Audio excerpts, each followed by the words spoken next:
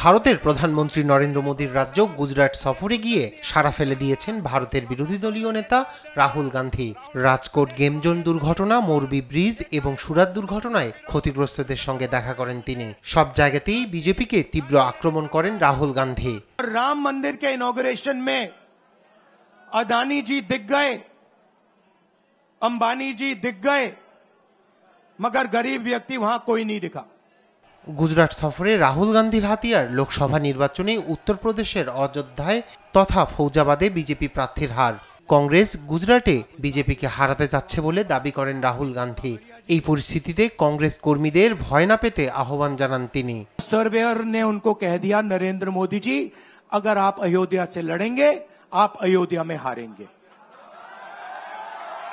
आप अयोध्या में मत लड़िए, क्योंकि अगर आप लड़ गए आपका राजनीतिक करियर अयोध्या में खत्म हो जाएगा। इसलिए अयोध्या से नहीं लड़े, वाराणसी से लड़े।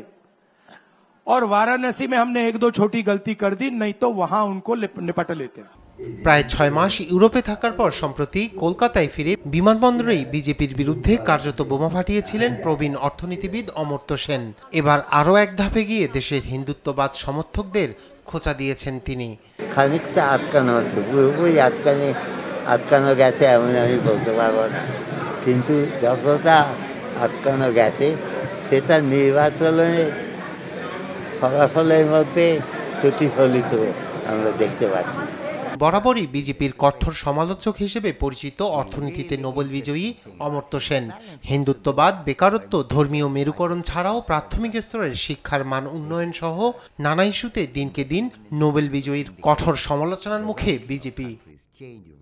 রায়হান কবির শুভ্র, নিউজ ডেস্ক, দেশ টিভি।